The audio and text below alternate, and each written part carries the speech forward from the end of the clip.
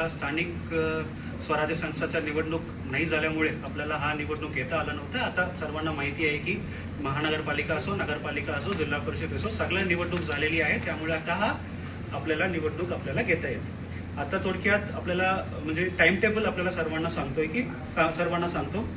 सर्वप्रथम नोटिफिकेशन जाहीर होण्याची तारीख आहे 25 मे 2026 मध्ये नोटिफिकेशन याच्या जाहीर आम्ही करणार आहे। त्या दिवशीपासून 1 जून 2026 पर्यंत नॉमिनेशन दाखल करता येईल। त्यानंतर 2 जून 2026 मध्ये नॉमिनेशनच्या स्क्रुटनी होईल। त्यानंतर 4 जून 2026 पर्यंत विथड्रॉ करता येईल। त्यानंतर मतदान करण्याची तारीख होणार 18 जून 2026 आणि 22 जून 2026 मध्ये याच्या मतमोजणी होईल।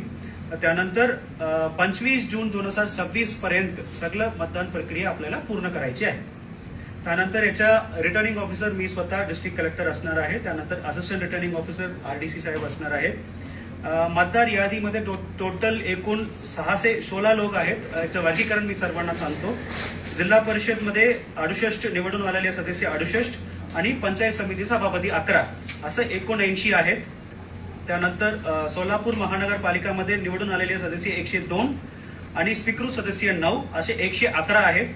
त्यानंतर नगर परिषद आणि नगरपंचायत 17 नगर परिषद आणि नगरपंचायत मध्ये निवडून आलेले